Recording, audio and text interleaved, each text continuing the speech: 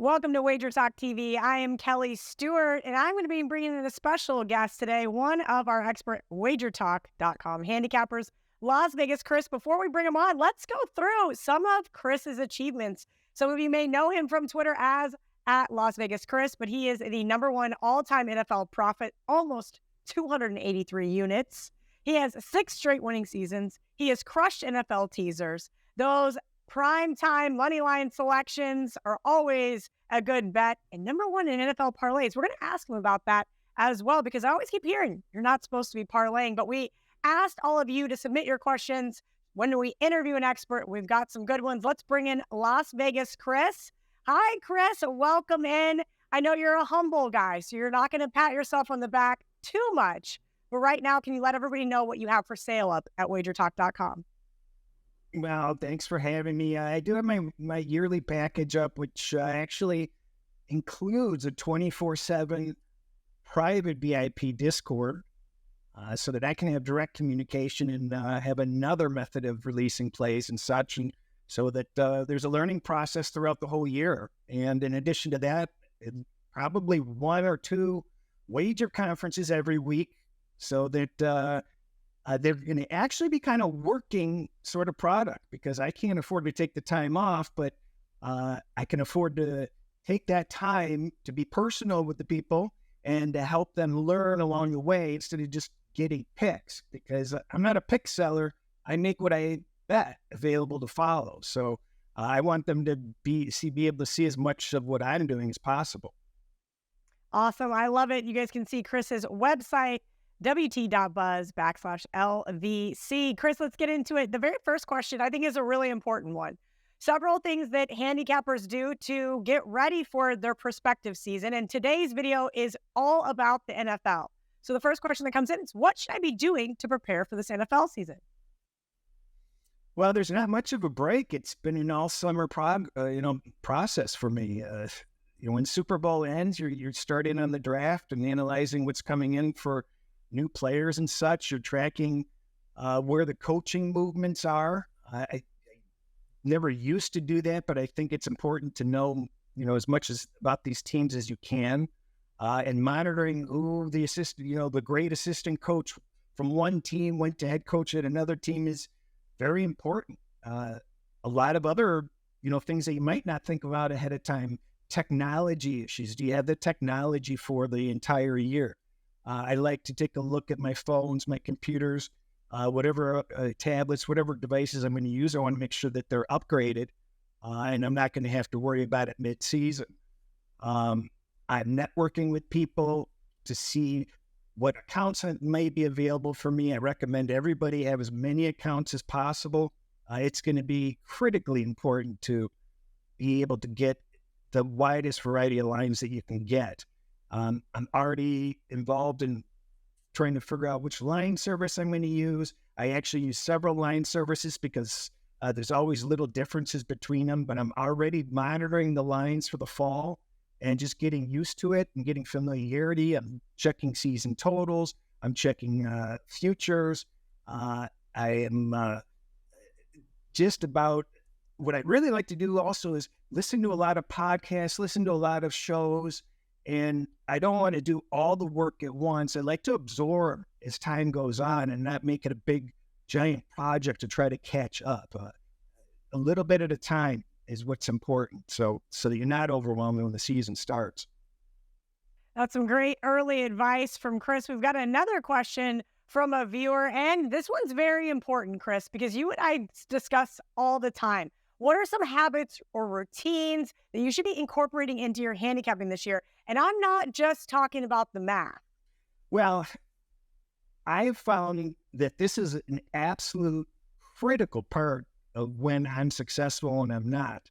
A few years ago, I did very well in the circuit contest, and I made sure that my routine and my habits stayed identical. And it's almost to the point of superstition, because when you've got a flow going, you don't want that disrupted. I believe that it's important, if you're going to take this seriously, to structure as much as possible and be realistic about the time that you're going to be able to put in, and set those time periods aside and make sure that you're not going to have a problem meeting them. meeting those time constraints. The routine, doing the same thing at the same time every week is very helpful, believe it or not. Uh, setting out what your priorities are going to actually be, what's important to you, because if you do run short on time and you can't do everything that you'd like to do, you at least have to structure what you have to do. If you have to have contest entries in by a certain time, set an alarm. If that lines come up at a certain time, you want to be there. You want to have that information. If there's a favorite pod or favorite show, you want that structured in each week. And it's really important if you have good habits, keep those going. And if things are going well, kind of tweak those habits and see what's going on with you that might be interfering with your success. I love that one because I am a very structured person myself, Chris, and I learned that from a few of you guys who are at Wage Talk by the hour. Yep, I'm one of the dorks with the hourly calendar.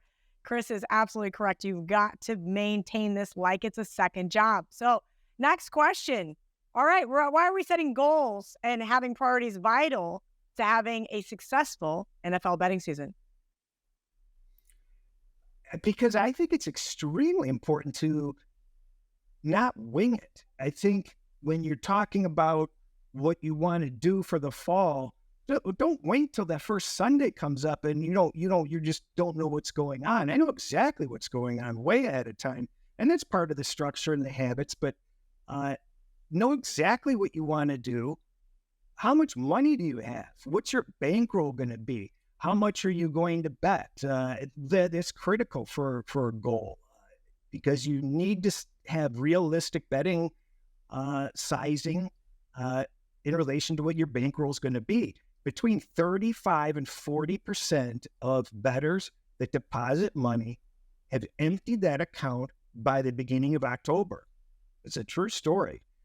Almost half of bettors have drained their bankroll by October because they're just pissing it away. They're not organized. They're doing this, and they're over euphoric about the season starting, and they just become like Betting Freddy, if you remember that scene from the Flintstones.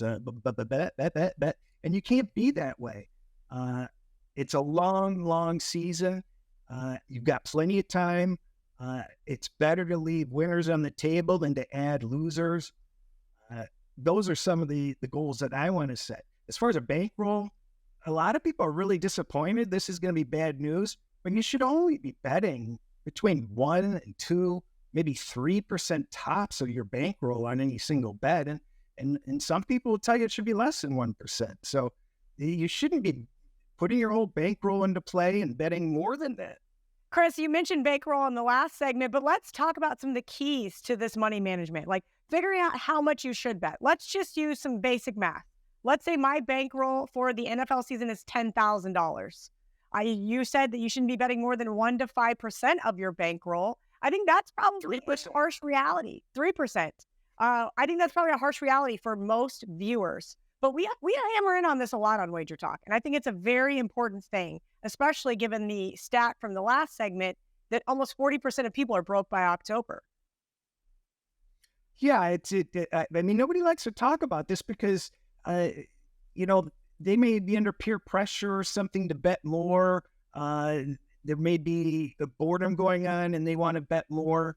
It's just, people want to piss money away on bad parlays and poor wager opportunities. And you can really lose fast. So you need to be structured. And if you're losing, you don't chase. And if you're winning, you don't give it back faster than you got it.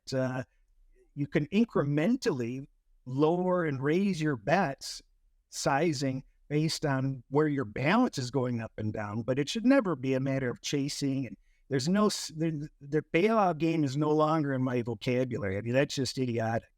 I pretty much try to bet every single game of the season almost at the exact same amount. And I think that that's important, and it should be a boring amount where you're having fun, but that's responsible bankroll management. I would have to agree. Some people, unfortunately, including myself, have had to learn that one the hard way. Last but not least, because we are a month away from football season, I get this question all the time. Kelly, what do you do with futures bets? I mean, we're tying up our money for 9+ months. Sometimes, if it's a futures bet regarding the Super Bowl, we talk regular season win totals, divisions, conference championships, things of that nature, including prop bets. Do you think it makes money, or excuse me, do you think it makes sense for the recreational bettor to tie up their money for that long? But it depends on their budget. If they don't care about money, then they're rich. Then it doesn't matter. But if you're on any sort of a budget, even remotely close to it, I don't really recommend the futures for several reasons. Uh, a lot of times people get involved in these futures and say, "Oh, well, I've got this big price and I can hedge it out in the playoffs."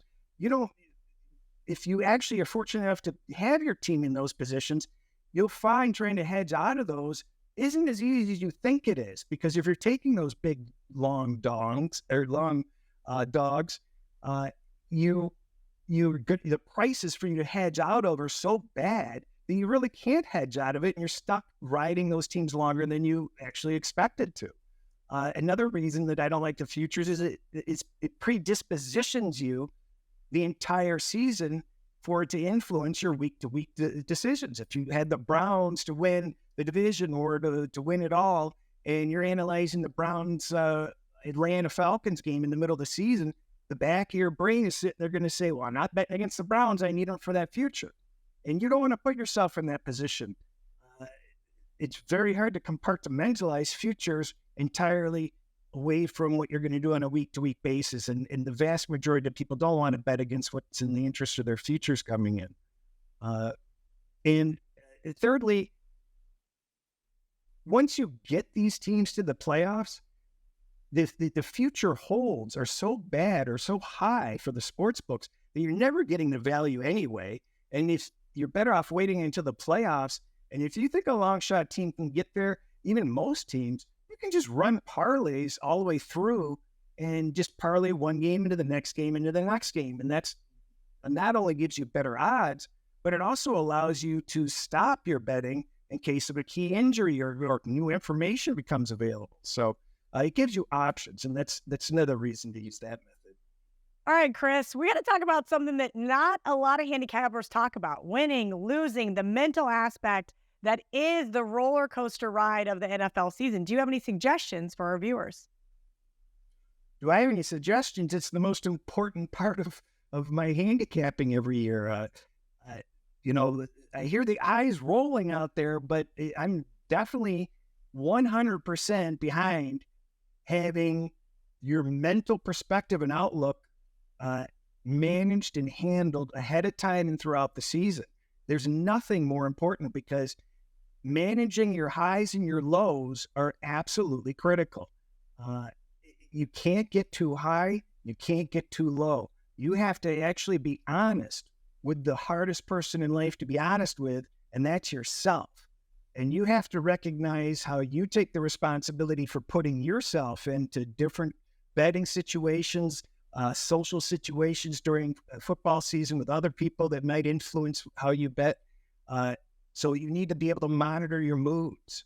You need to be able to monitor your booze. You need to understand if the wife or your job or the kids may influence you in any way. You need to manage when that type of stuff will get in your way. You have to check your ego. Just because you win a few games, you have a couple of good weeks in a row, doesn't mean you know it all. And just because you have a couple of bad weeks doesn't mean things aren't going to turn around if you have your act together mentally. It's important to stay humble, not be impatient, and it's important to know what your triggers are. With all those things that I previously mentioned, is the wife a trigger? Is social media a trigger? Is your job a trigger? Are your friends and influences a trigger? You have to realize that ahead of time so that you can avoid situations that might trigger like impulsive decision making with bets, because you need to be cool, calm, and collected and have your bearings. You have a horrible Sunday. What I do is I just check out, and oftentimes I just may do something really, really special for myself instead of beating myself up. Other times I won't. Maybe I will sulk, but you need to understand what's going to make you recover. And you also need to understand how to manage it in a way that it's not going to spread out into the rest of your life and affect those important relationships. But it's all important. You have to really pay attention to it. Very good points by Chris. Don't take it out on your significant other. I just wrote that one down. All jokes aside, thank you to LasVegasCris for hanging out with us, talking about all of his expert NFL knowledge. Make sure you guys head over to wagertalk.com. Check out the Wager Talk YouTube channel. Make sure you like and subscribe. Jump in the comment section. Do you like Chris's video? You want to see more of them? Let us know.